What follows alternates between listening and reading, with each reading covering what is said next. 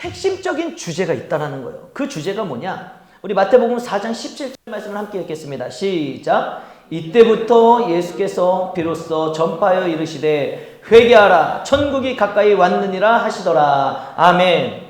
여러분, 이 말씀은요, 이때부터가 언제예요? 이때부터 바로 예수님께서 메시아로서 공생의 사역을 시작하셨을 때, 그저 처음에는 30살이 되시기까지 예수님이 어떻게 사셨어요? 목수의 아들로 사셨잖아요. 그러나 30살 때 이제 성령이 비둘기같이 임하고 그의 삶이 메시아로서의 공생의 사역을 처음 시작하시면서 선포한 말씀이 바로 이 말씀이라는 거예요.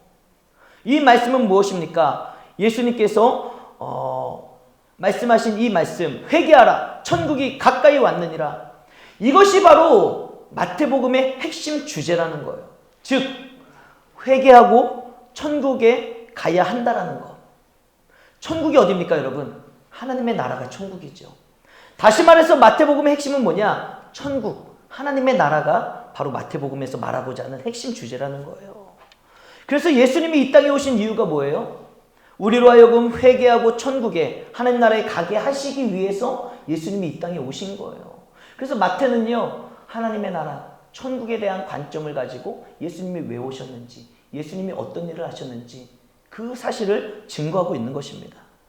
그래서 오늘 본문에 등장하는 이 중풍병 환자를 고쳐주시는 이 죄사함을 선포하시고 그 영혼이 구원을 받아 하나님의 나라의 백성이 되었음을 선포하시는 것, 여러분, 이것은요, 중풍병자가 낳는 기적, 그 사건이 포인트가 되는 것이 아니라 바로 이 놀라운 기적과 같은 사건, 사지가 마비되어 움직일 수 없는 사람을 고쳐주시는 이 사건을 통해서 오늘 우리 주님께서 우리들에게 전달하시고자 하는 메시지가 있다는 거예요. 바로 이 사건이 표적, 사인이 되었다는 것이죠.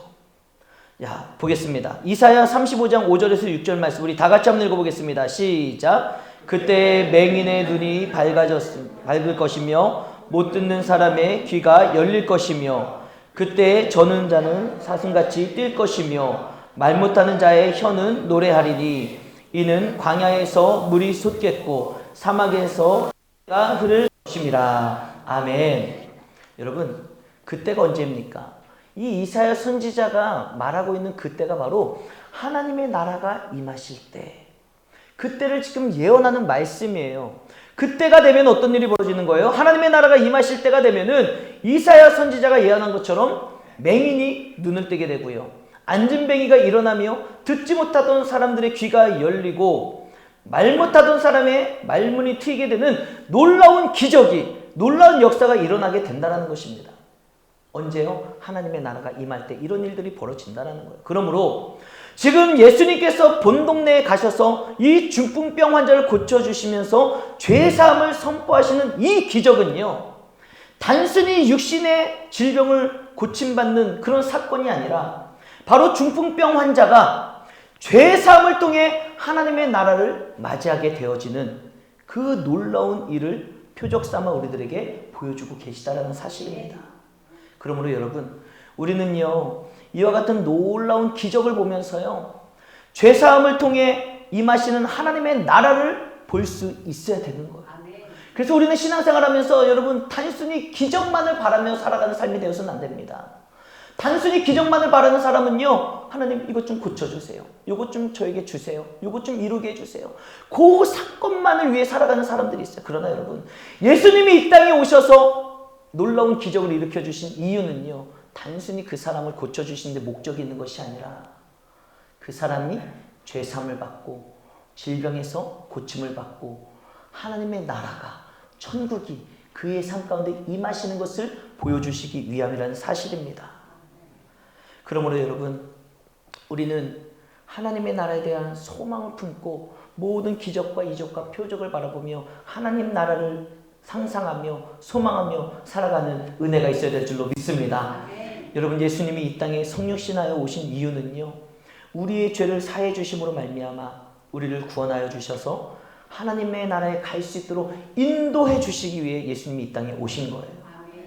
예수님께서 십자가를 지시고요, 골고다 언덕을 오르셨잖아요. 그리고 예수님이 그날 얼마나 많은 매를 맞으셨습니까? 또한 채찍에 온몸이 찢겨 나가셨죠. 그렇게 육신이 갈기갈기 찢겨질 뿐만 아니라 예수님은 로마 병사들에게, 많은 군중들에게 온갖 조롱을 받으시며 마음이 얼마나 상하셨을까요? 그와 같은 십자가에 달려 죽으시는 그 사건이 이미 조국말이 시작되었다는 겁니다. 예수님이 2000년 전에 이 땅에 오셔서 그 십자가 사건을 경험하시는 그 순간 여러분, 이 세상 가운데 이미 종말이 시작됐다는 거예요. 하나님의 나라는 임하기 시작한 것입니다. 그러나 아직 하나님의 나라는 완성되지 않은 것이죠. 여러분, 그렇다면 예수님의 십자가 사건으로 시작된 하나님의 나라가 여러분 언제 완성될까요? 예수님께서 재림하실 때, 예수님께서 이 땅에 다시 오실 때 하나님의 나라는 완성되는 거예요.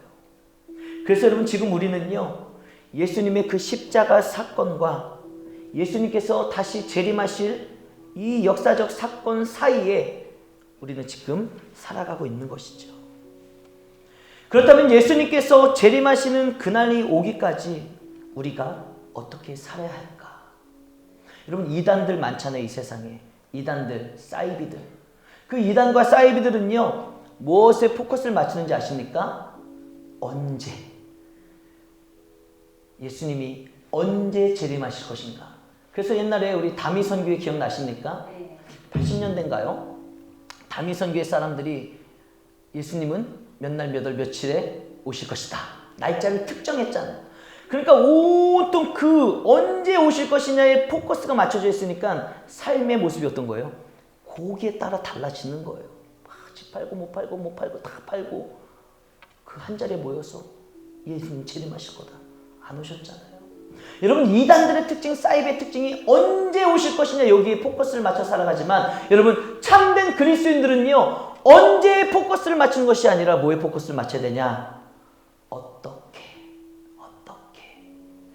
그 십자가 사건과 예수님의 재림이 이날일지 이게 중요한 게 아니라 예수님의 십자가 사건으로 임하기 시작한 이 종말의 때를 예수님이 재림하심으로 말미암아 완성될 것인데, 이 사이에 살아가는 내가 어떻게 오늘을 살 것인가? 여러분, 이것이 너무너무나도 중요한 우리의 인생에 던져야 될 질문이라는 거예요. 여러분, 아직까지도 종말이 완성되지 않은 이유가 뭔지 아세요? 예수님이 이미 십자가 사건을 통해 종말이 시작됐다고 말씀드렸는데, 종말이 시작된 지 2000년이 훌쩍 넘었는데도 아직도 재림이 되지 아니하고 종말이 끝나지 아니하는 그 이유가 뭔지 아십니까?